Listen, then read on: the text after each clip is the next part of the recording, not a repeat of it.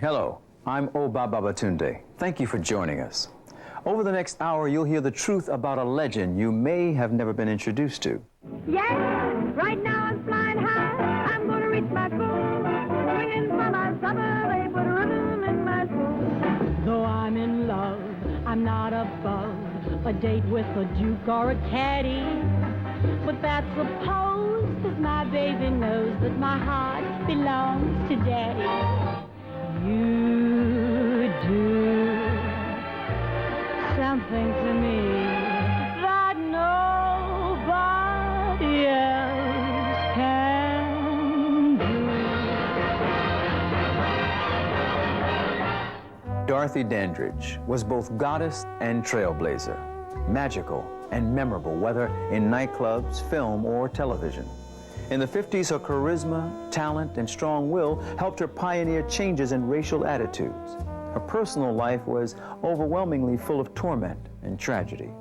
The road to stardom was paved with more potholes than red carpets, yet Dorothy's talent and beauty would not be denied.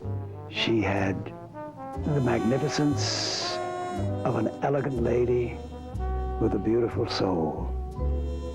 She was the epitome of a God-given creature that surpasses the words of us earth-given people.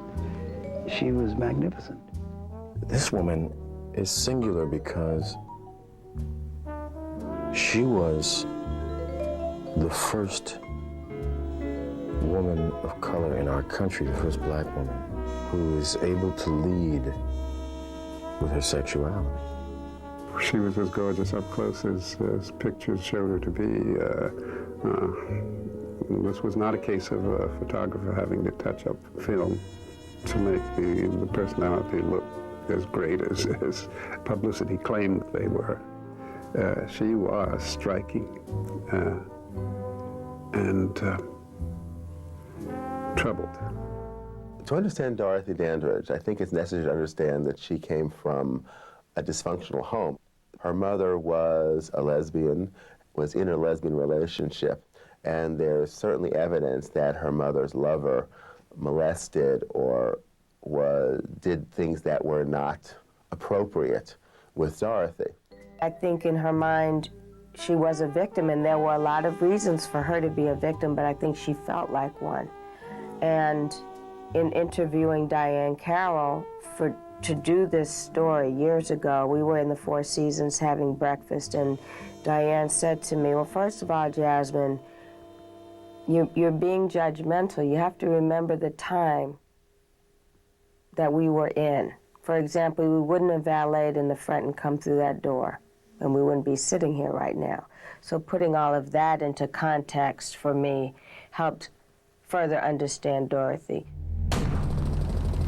America was trying to push the dark days of World War I into faint memory when Dorothy Dandridge was born in Cleveland, Ohio on November 9, 1922. Change was in the air.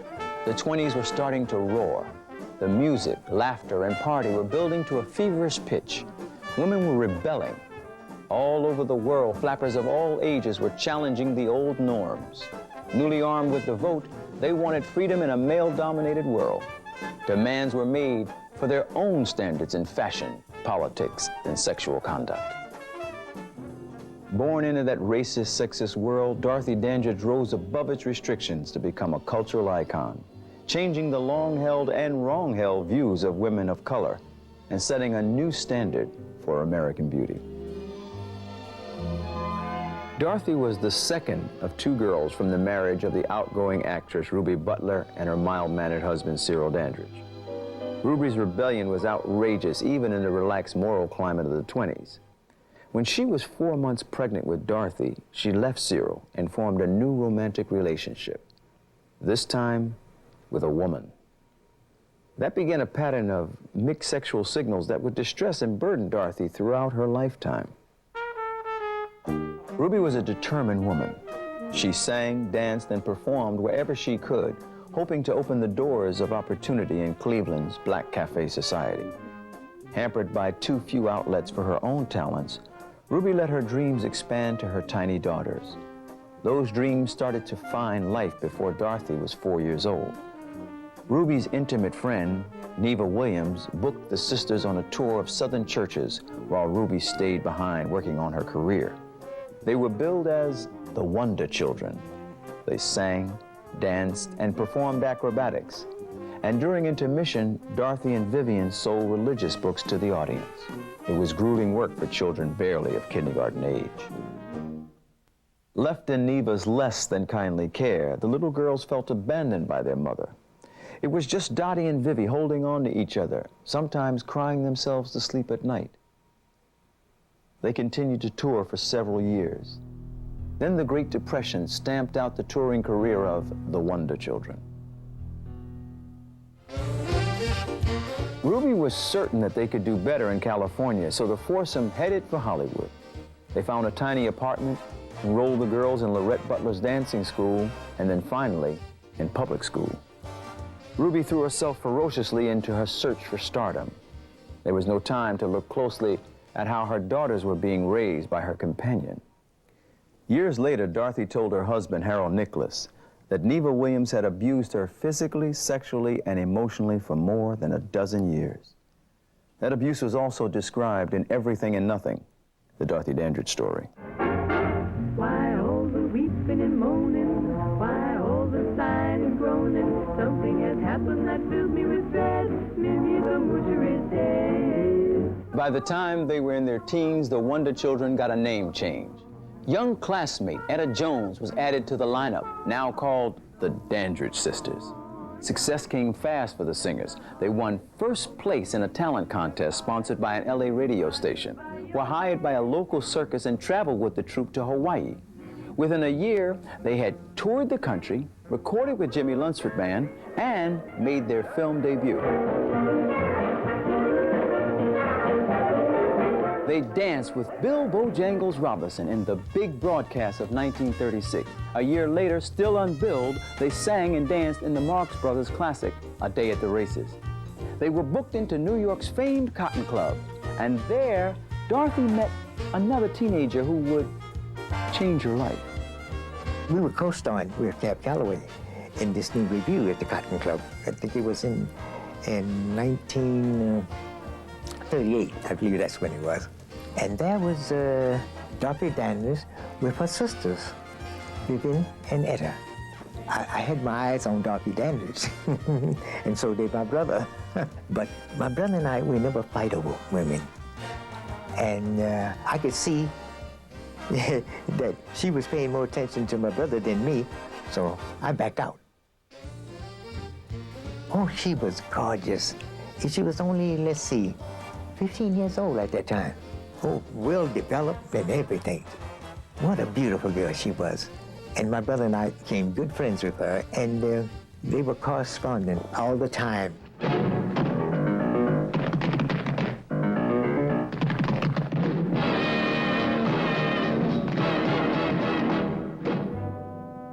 Harold was a star, complete with limo and entourage, but he was only 16 himself.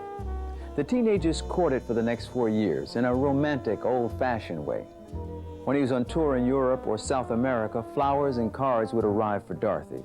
She was thrilled at being pursued by the famous Harold Nicholas. She wrote fewer letters than he did. Her spotty education kept her from spelling well. It embarrassed her.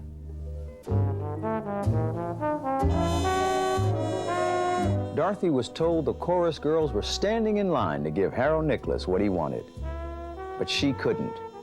Neva was binding her breasts daily. Dorothy felt her emotions were also being strapped in, so she kept Harold at arm's length. Frightened of sex, she could do no more than kiss. Frustrated but in love, Harold wanted the intense young beauty, so he was willing to wait.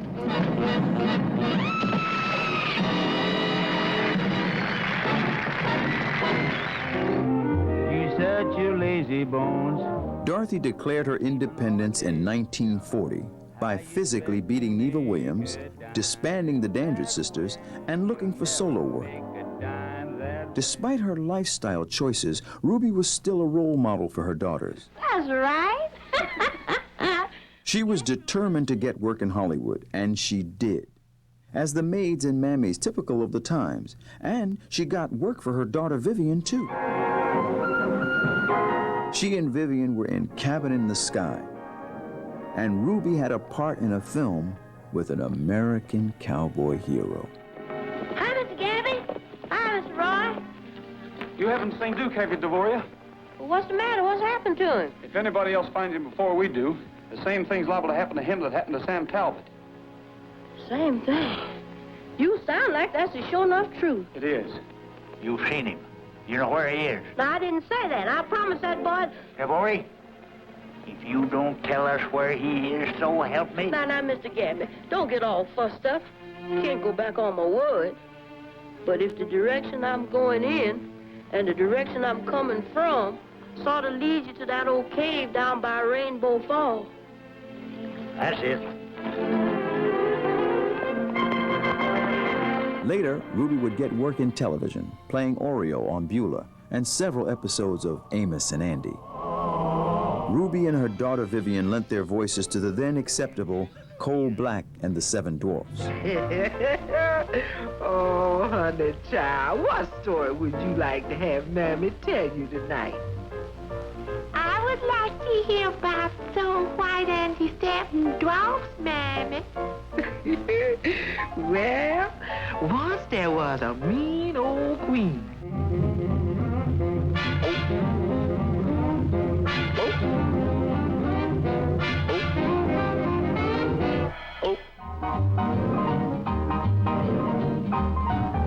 My hair's coal black, but my name's so white. I wash it all day, and I get the blues in the night. Dorothy was determined she would never play those kinds of characters, like her mother and sister. Finding roles in Hollywood was hard. Actors who could pass for any other race were advised to do so. Dorothy said even the great black actor-writer Clarence Muse told Ruby that her daughter was too pretty and not black enough to play the roles available to her at that time. It was a difficult time for African-American actors and actresses. And it's always been more difficult for women. And the black woman usually had almost no roles offered to her except menial ones. Now, isn't it a beautiful night? I just love parties, don't you? I beg your pardon? Thank you kindly. Yes? Hello? Praise the Lord, Mr. Room. Is you ahead or is you in? Hi, Aunt Delphi. How come you here? The judge say you up there at that college, learn to be a lawyer, man. Aunt Dilsey, I got stomach trouble. Lord help you, white child. What them Yankees been feeding you? Sweet-faced young Dorothy often danced and sometimes sang her way through short films, then called soundies. I'm going to buy a paper doll that I can call my own. A doll that other fellows cannot see. Every night I thank my stars that I was born their king. I know that you'll agree with me when I tell you what they did. They made me swing for my supper when I was a tot. They made me rock and roll, put it on red hot. Each night at the table, here's what Papa said. Get it and swab up the high, sling me a slice of bread. Despite hating cigarette smoke, the aggressive advances from the male customers, and having to go in through the back door, Dorothy began working in nightclubs as a solo act, keeping herself on Hollywood's radar. The natural outgrowth of that would normally be, all right, was she going to do film? And of course she wanted to. This maiden is old. It is our law that she may be bought for wife. 2 men wants her. Baruda is rich. He have plenty of money, plenty of cattle. She was incredible in front of the camera. She exuded the kind of sexuality that makes someone a star. Singing his cow-cow, boogie in the strangest way. Summertime, summertime, yippee-ki-yay. She wasn't a great dancer, but she could move, and that's when we asked Dale F. Zanuck, the president of 20th Century Fox, that we wanted to do this movie with us and introduce this song, Chattanooga Choo Choo. Oh, pardon me, boy. Yes, yes. Is that the Chattanooga Choo Choo? That's the Chattanooga Choo Choo. On track 29. 29. Uh-huh. So she got the contract. We went to the rehearsal hall, and everybody was there. Dorothy Dandridge was there. Glenn Miller and his orchestra were there. And Matt Garden started singing this Chattanooga Choo Choo. So I'm listening to this song, and to myself I said, what the hell is that? What? And I turned to Glenn, was sitting right next to me, Glenn Miller. I said, Glenn, what do you think of this song? He said, it stinks. Oh. That was Glenn Miller's best-selling record, Chattanooga Choo Choo.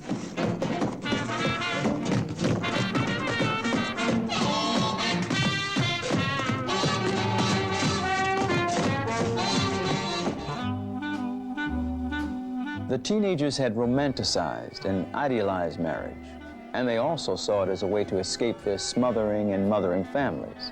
In 1941, they got married in a wedding that looked like a fairy tale, the place to be for all of Hollywood's black society. Dorothy went into the marriage a timid virgin, but they were both too young, too emotional, and far too inexperienced for married life. It would prove to be a disaster. Dorothy Dandridge and Harold Nicholas were teenagers when they met. I believe she was 15, he was 16. Once somebody's on the road, they don't know about being at home. They don't know what a home is. I think that's what happened to Harold Nicholas. Dorothy Dandridge wanted the home. Harold Nicholas couldn't stay home. He didn't bring her that white picket fence that she so craved. She couldn't keep up with him. He'd always go and play golf instead of being home with Dorothy. He never did treat her badly or slap her or anything like that. But it was so funny. He would come home after the golf thing. He would go and take a shower, have a bite to eat, he get dressed, and he goes out to a nightclub with the boys. She was unhappy about that because she wanted to be a real great marriage. 1 year into their marriage, their only child, Harolyn, was born severely brain damaged. Dorothy blamed herself, and that guilt fueled her actions and made her ever more determined to find security, safety, stardom. I think that Dorothy Dandridge's biggest personal tragedy was, of course, the condition of her daughter. And that was the driving force of the rest of her life. Dorothy Dandridge needed money to keep her child in an expensive institution. Without that money, she would be in a state institution, and you can imagine what those were like in the late 1950s, early 1960s. Dorothy and Harold stayed together until their child was about 4 years old. All those years, they had taken the child to dozens of doctors, tried different therapies, prayed. Finally, Dr. Ethel Harrington made it very clear there would be no miracle. The child would never speak, never know her parents. Harold went to work in Europe, and they quietly got a divorce a few years later. Meanwhile, Dorothy had to go back to what she called saloons, although they were some of the most prestigious nightclubs in the world. Here I stand again, about to beat the band again. On stage, she was the most dazzling and sensational performer around. Off stage, she was introverted and quiet. Dorothy and writer-arranger Phil Moore polished her nightclub skills, anchoring the act on her sophistication and silky smooth dance moves, and her appeal with white audiences. Hollywood's in crowd saw her performing at the Gala Club, loved her, and raved to their friends. Soon there were better engagements, including a highly visible appearance with Cuban band leader Desi Arnaz at the Macambo. Later, she would headline at that lush Los Angeles club. Dorothy made her first TV appearance in 1951. This young lady is making her initial appearance in television tonight on our Colgate Comedy Hour. And we'd like very much for you ladies and gentlemen to wish her well with a nice, wonderful reception, the lovely and charming Miss Dorothy Dandridge. Won't you blow out the candle so there will be no scandal and no one will know you've been kissing me. Other important television appearances would follow over the next several years. Ed Sullivan's Toast of the Town, Jackie Gleason's Cavalcade of Stars. Ford Star Jubilee presents You're the Top. Starring in the great music of Cole Porter. Oh, you do something to me that nobody else can do. Her star was on the rise when America's reigning film beauties were Rita Hayworth, Ava Gardner, and Elizabeth Taylor. Dorothy was about to put a new spin on movie magnetism. She was electrifying and sexual in her first important screen role in Tarzan's Peril. Once again, Tarzan's war cry rings through the African jungle, a daring challenge to the ominous rhythm of battle drums, beating a warning of danger as a ruthless jungle tribe, incited by international intrigue and duplicity, strikes terror and death upon peaceful natives who find themselves helpless and unprepared against an armed onslaught.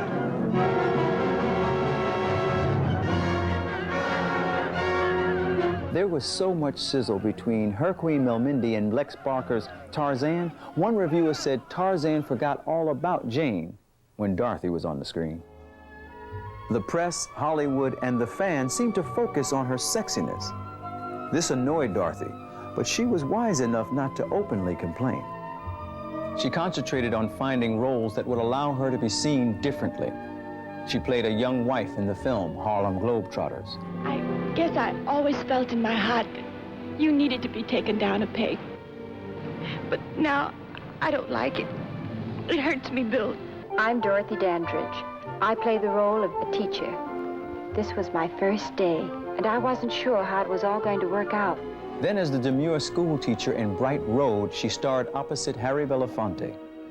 Dorothy had a short romance with Belafonte. Then she fell in love with British actor Peter Lawford. The tenor of the times would not allow them to be open about their interracial romance, so it cooled, but they would remain devoted friends for her lifetime. As soon as her films were wrapped, Dorothy was off touring, by now in the world's most glamorous night spots. Along the way, she broke the color barriers at some of America's finer establishments. The Chase Hotel in St. Louis, the Last Frontier in Las Vegas, and eventually, the Pinnacle, the Empire Room of the Waldorf Astoria. While the audiences were crowding in to see this club sensation, Dorothy was often locked in her dressing room, sometimes throwing up or hyperventilating. As her fame grew, her nerves frayed.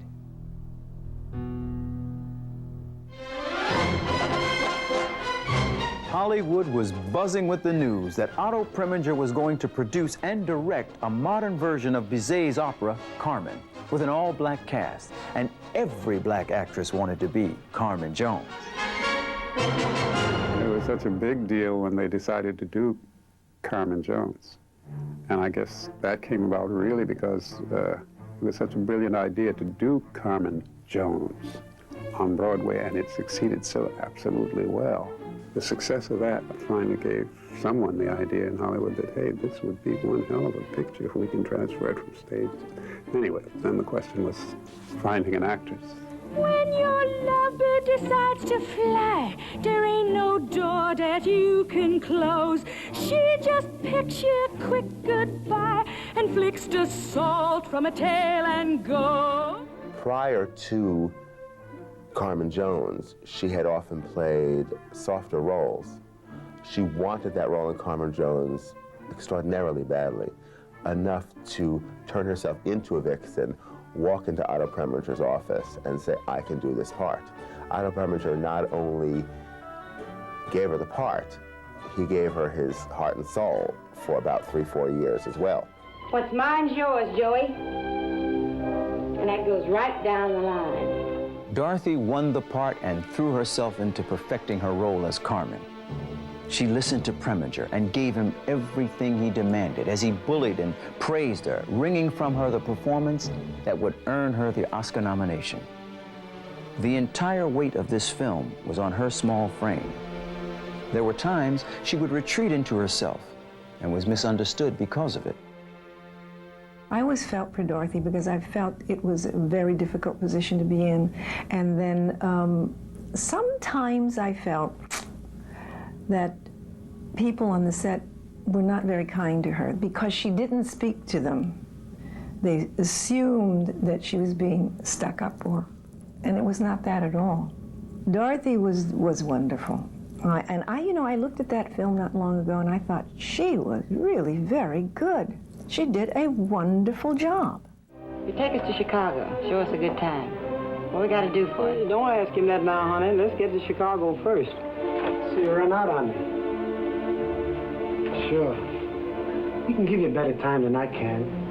Fancy clothes, swell company, the whole works. Husky Miller's latest woman. I didn't first meet Dorothy on the movie set. We were friends, and I wasn't supposed to be in that picture.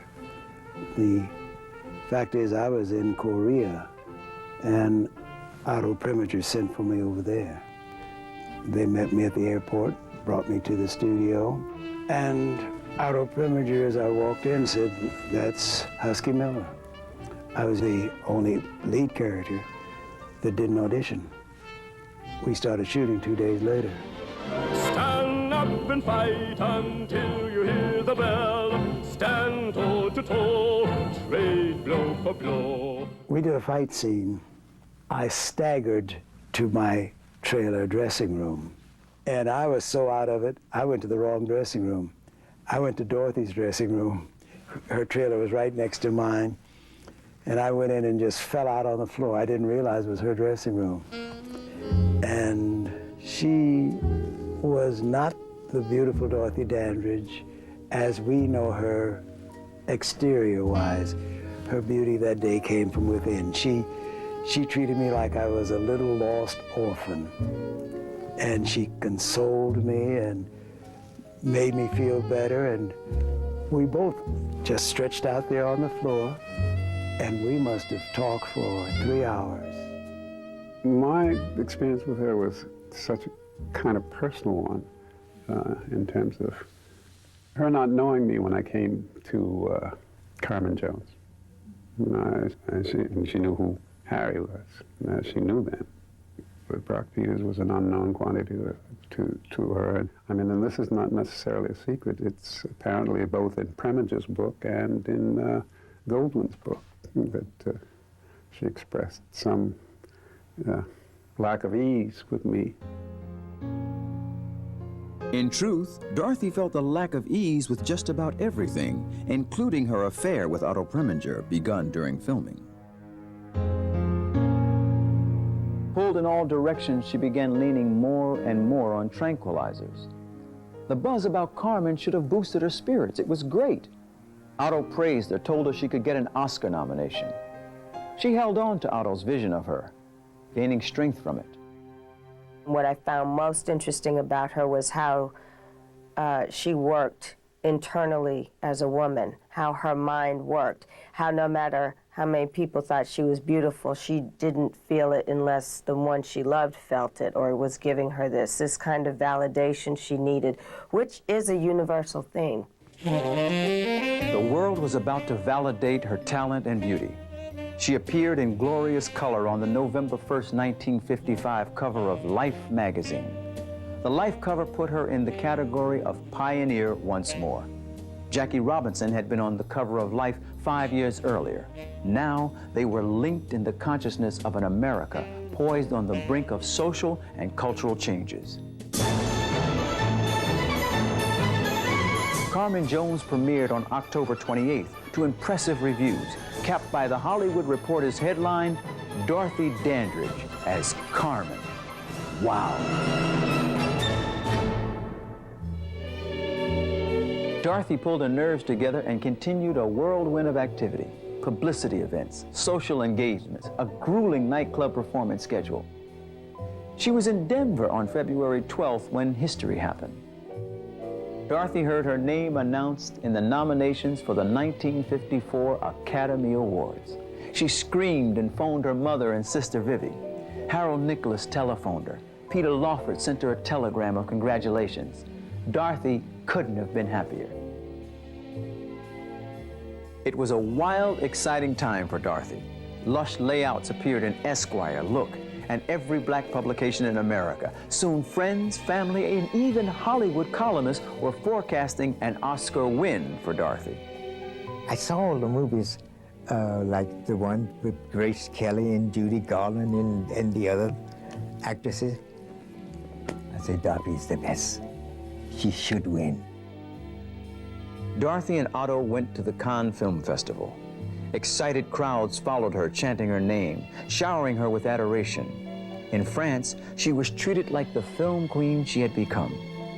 There was a special screening of Carmen Jones, and Otto was constantly at her side with praise, advice, devotion. His vision of Dorothy as the ultimate movie star was coming Celebrated cabaret performer Bobby Short remembers Ruby's commanding persona. She was a huge woman, and she was quite outgoing and very sure of herself. She didn't seem as though it were possible that she could be Dorothy's mother. Donald Bogle is the author of Dorothy Dandridge, a biography. He recalls Dorothy's unconventional and often violent childhood. The girls were rigidly disciplined. They really were beaten regularly, almost daily, by this friend of their mother's, as it turned out, their mother's lover, this woman, Neva Williams. Ruby took her two daughters, oldest daughter Vivian, Dorothy the baby, and with a friend, Neva Williams, set out to create show business careers. And they sang, they danced, they did acrobatics. They teamed them up with another little girl named Etta Jones. They called them the Dandridge Sisters. In 1938, the young Dandridge sisters sang and danced their way across the country before landing a gig at the celebrated Cotton Club in New York City. Dorothy met Harold Nicholas really just about the first day that she arrived at the Cotton Club to do rehearsals for the show. The Nicholas brothers were huge stars at that time. It's been said that when she walked through the Cotton Club, by now at 15, she would soon have her 16th birthday, she was developing very quickly into a very womanly figure. The Nicholas brothers were rehearsing a number and they saw Dorothy sort of glide by. Harold eventually won out. In 1942, 1 month shy of her 20th birthday, Dorothy and Harold tied the knot. Jerry Branton, once married to Harold's brother Fayard, attended the wedding and remained Dorothy's lifelong friend. She always thought that she wanted the picket fence and the pretty house, and she was an excellent cook. And she entertained. She was a beautiful, beautiful hostess. Sadly for Dorothy, domestic tranquility wasn't in the cards. Harold is a well-known womanizer. He was just a very poor husband. Dorothy became pregnant just a few months after the wedding with devastating consequences. That morning, Dorothy Dandridge had awakened in bed with her husband, Harold Nicholas. She was going into labor. She was in pain. She wanted to go to the hospital. He apparently told her it was a false alarm, not to worry. She later was taken by him over to her sister-in-law's home, a woman named Jerry Nicholas, who later became Jerry Branton. He told us that he was leaving the car. And when we went to look for the car, he left the keys, but there was no car. It was a difficult birth for mother and child, and the doctors had to use forceps to deliver the daughter they named Harolyn. She held back. Unfortunately, she spent the rest of her life feeling guilty because Harolyn was denied oxygen over the motor part of her brain, and she couldn't speak. The baby was mentally retarded and eventually had to be institutionalized. Dorothy was overwhelmed with guilt. Her marriage to Harold dragged on for a few more years, but in 1940, Dandridge left Nicholas. Convinced she had failed as a daughter, wife, mother, and lover, Dorothy returned to the one place she had found success, the stage. And it was after that that Dorothy Dandridge began her pursuit, a very serious, very focused, very concentrated pursuit of becoming a dramatic movie actress. Dorothy Dandridge was determined to find success as a film star. But the question remained, would Hollywood welcome this African-American beauty as one of its own? How did Dorothy use her sex appeal to her advantage? And what brought this voluptuous diva to a sad, tragic end?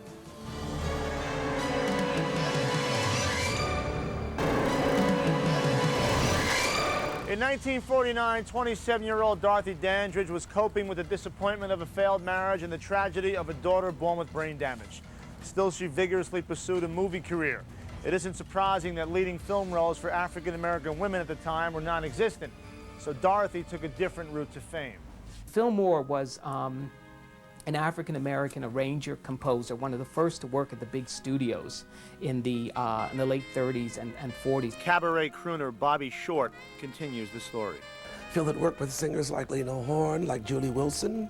Well, there's no doubt in my mind that meeting with Phil and becoming his girlfriend was a definite turning point in her career. She was called Cafe au Lait. She had this color.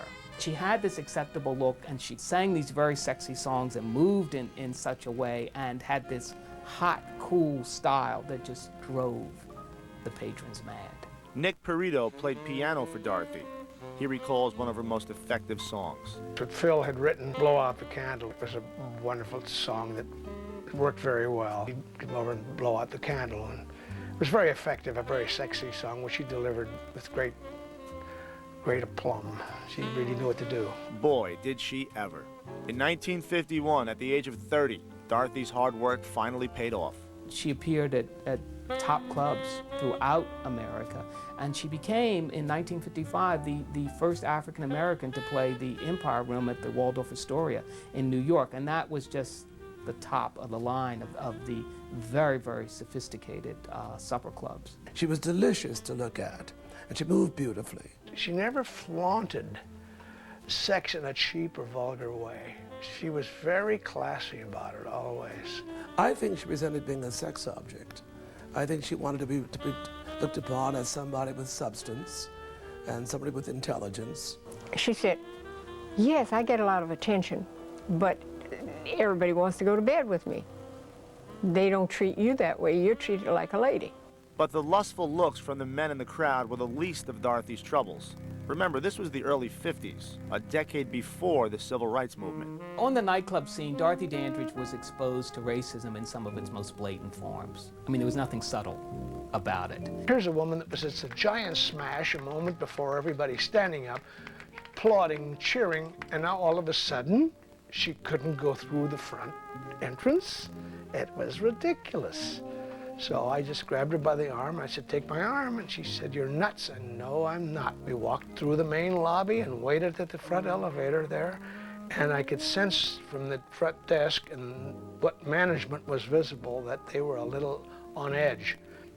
And I just said, keep smiling. Keep it under my breath, keep smiling. And she did. Dorothy continued to headline in nightclubs, and as she hoped, her glamorous demeanor and sex appeal caught the attention of Hollywood. Dandridge was featured in a few B-movies like Tarzan's Peril, and in 1953 she starred in the film Bright Road with Harry Belafonte. Soon after, 31-year-old Dorothy auditioned for the lead in the movie musical Carmen Jones. It was to be directed by the legendary and temperamental Otto Preminger. Preminger gave her a script, and he said that he thought the part that she would be good for was the part of Cindy Lou, the good girl in Carmen Jones. Well, this seemed to anger her even more. But she left his office with the script, and she had made up her mind then that she was going to show Otto Preminger he was wrong. She came in and did a swagger and let her hair muss up a little bit, and I don't know if she actually put the rose between her teeth. Preminger looked at her and said, my God, that's Carmen. Preminger's interest in Dorothy went beyond the professional, if you catch my drift. Although Otto Preminger was married, he and Dorothy carried on a secret romance during the production of Carmen Jones. Actress Diane Carroll co-starred with Dorothy in that 1954 film. I remember my first look at Dorothy. That I will always remember because she was breathtakingly beautiful. I was just foolish enough to sit on the floor in the middle of her fitting to stare at her. Every curve, everything was exactly where it belonged. She was aware of it. She was beautiful. She knew it. What's mine's yours, Joey. And that goes right down the line. There were many who felt that we should not make the film, and many who were adamant about it, that we were, not responsible human beings, that we were not responsible to the cause of uplifting the image of the Black American. Today, I have to tell you that I'm very happy that there is a film called Carmen Jones. Dorothy's performance was rewarded with an Oscar nomination in 1955. Finally, when they announced her name as being a nominee for the Oscar, why, we all just screamed and hollered and yelled, because it was the first time. And plus it happened to Dorothy. Dorothy lost out to Grace Kelly, but just being nominated was so remarkable, Dorothy felt sure she was well on her way to stardom. She quickly found out she was wrong. One loves to think that there's something on the horizon, there's something else coming up, and not just a Black project. Despite her success with Carmen Jones, there were few leading lady roles for Black actresses in mainstream Hollywood. Dorothy had no choice but to return to the nightclub scene, with Otto Preminger continuing to exert his influence. He wanted her to do things that were probably very good as an actress on a screen, but in a nightclub, with people, having that close proximity to people, and I wasn't going to agree with him just because he was a famous Hollywood producer. The personal relationship between Dorothy and Preminger was also troubled. Preminger was not going to jeopardize his career with an interracial marriage. Dandridge was very resentful and bitter. And finally, she broke the relationship off. By the age of 35, Dorothy Dandridge was 2 for 2 in failed romances. And even with her great success in Carmen Jones, Hollywood rejected the idea of this Venus as a leading lady opposite a white leading man. Dorothy yearned for stardom and was compelled to provide for the care of her disabled daughter. Above all, she longed for true love and a stable relationship. Dorothy was unhappy, but if she thought things couldn't get any worse, she was wrong, dead wrong. Just ahead, the sad, lonely end for Dorothy Dandridge.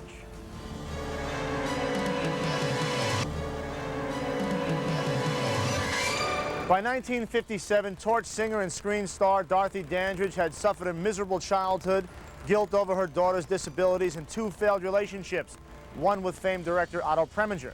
She'd also enjoyed success as a concert performer and was the first Black woman to be nominated for an Academy Award for Best Actress.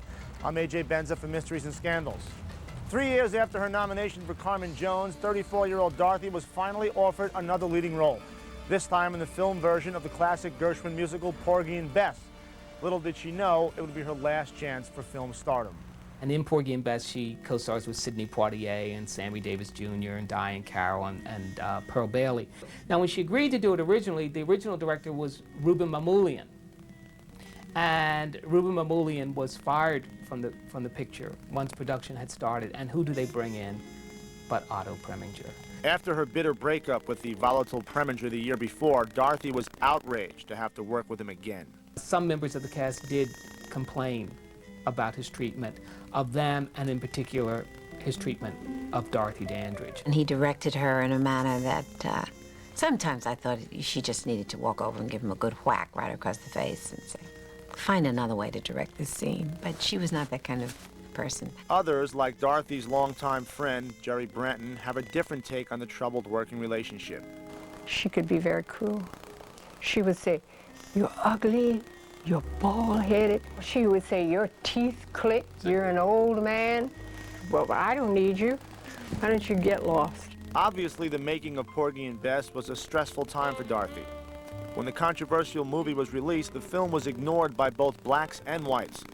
So Dorothy reluctantly returned to the nightclub circuit. She really now hates the nightclubs. She's also aware that these movie roles are not going to come. Depressed by this turn in her career, Dorothy found solace in the bottle. She started to have a little drinking problem, and for various sedative pills, the combination of all these things and liquor, well, they became frightful to her, and I'm not frightful, it became frightful to her health, and eventually took its toll. It was at this time that she became more seriously involved with a man she had met in Vegas, a maitre d', a man named Jack Dennison. He was called the Silver Fox.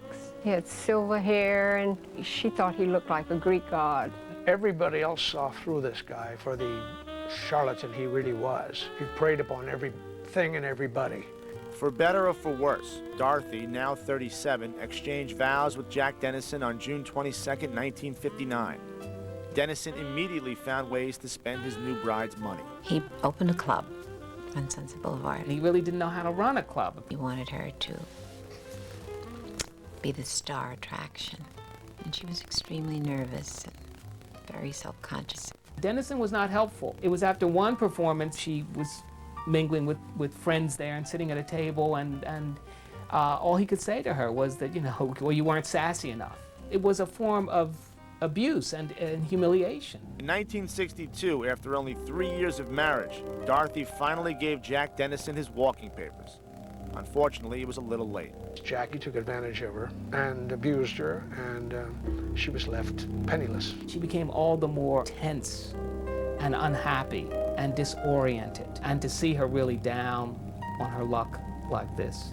And that was really the beginning of the end for her. Despite her depression, her drug habit, her financial, emotional, and creative disappointments, Dorothy Dandridge still longed for a comeback. She signed a contract to work again, and she was going to do 2 films. And she was to come to New York City to appear at Basin Street East, which was, you know, big club, popular club at that time.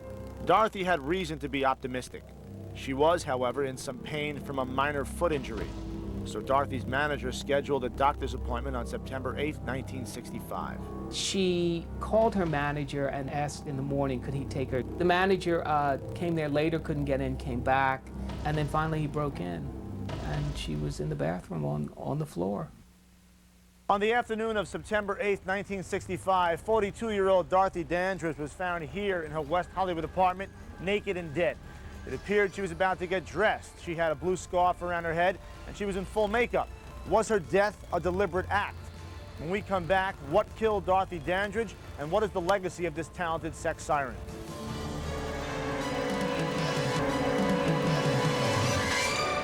Screen diva and nightclub star Dorothy Dandridge endured decades of troubled relationships, career setbacks, depression, and drug dependency. At the age of 42, Dorothy was found dead in her West Hollywood apartment on September 8, 1965. All these years later, it's still difficult for her piano player and friend, Nick Perito, to talk about Dorothy's passing.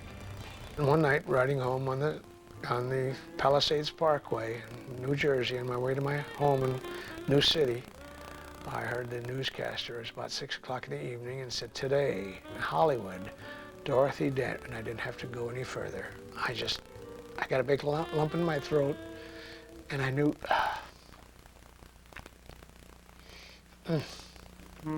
The first reports were that she had died because of a blood clot, because of this foot injury.